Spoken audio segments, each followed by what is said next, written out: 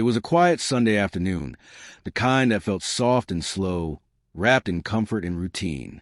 My wife and I were at her parent house, lounging in their warmly lit living room. The coffee table overflowed with snacks, drinks, and a half-melted chocolate cake that said, "Happy birthday, Sarah," in cheerful, smudged icing. Her parents were in high spirits, laughing as a slideshow of old family photos played on the TV, casting flickers of light on the walls. It was one of those cozy scenes where everything feels far from trouble. Then my phone buzzed. I glanced down. My dad's name lit up the screen. That wasn't normal. My father never called without a text first. Never. Still, I answered, trying to keep my tone light, masking the sudden stir of confusion in my chest. "Hey, Dad. Everything okay?" There was a pause, one long enough to twist my stomach. Then came his voice. Low, measured, heavy in a way I'd never heard before. "Where are you right now?"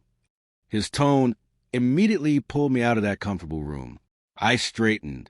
"I'm at Sarah's parents' place," I said, glancing toward the kitchen where she was laughing with her mom. "It's her birthday today, remember?" Another pause.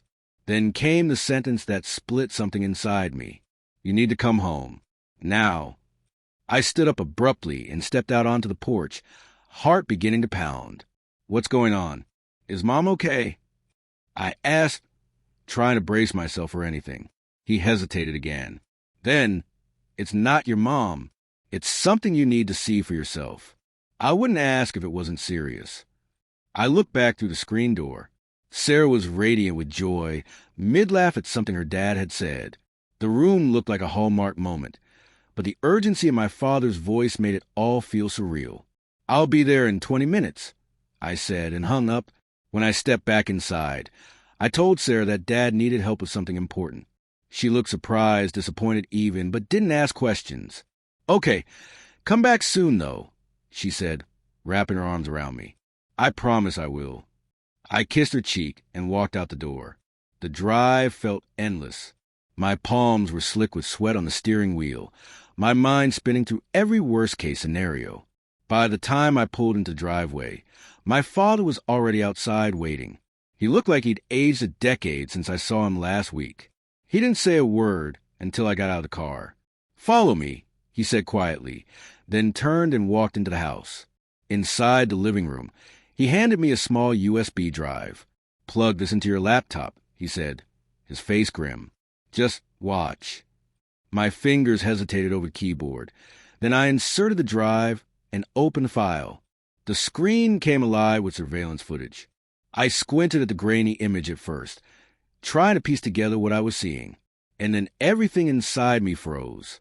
It was Sarah, my wife, sitting in a cafe, smiling, holding hands across the table with a man I had never seen before. The timestamp was just 5 days old. The way she leaned in toward him, the way she laughed like she was 16 again, the way her fingers brushed his. It wasn't innocent. It wasn't casual. What is this?" I croaked, my voice catching in my throat. "There's more," my father said, his voice tight.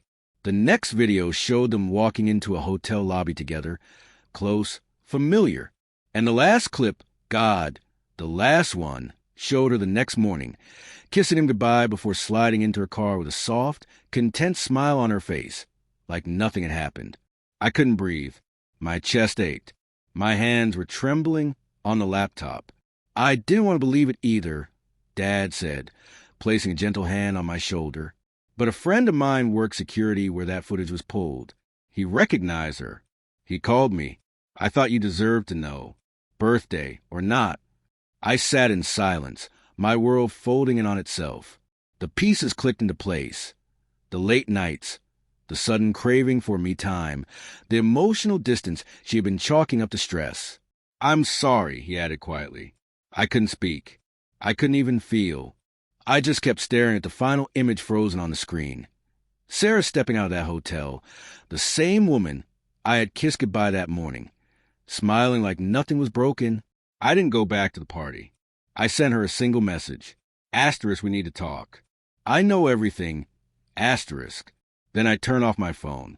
That night, I lay awake in my childhood bed, the ceiling spinning above me like a wheel of lies. I thought about every conversation, every "I love you," every plan we had made for future. I wondered how long it had been going on, wondered if I had ever truly known the woman I married. And as the first light of morning crept to the curtains, I realized one thing with unshakable certainty. My life had changed forever. All because of a phone call that began with four quiet, life-shattering words. "Astor's, where are you?"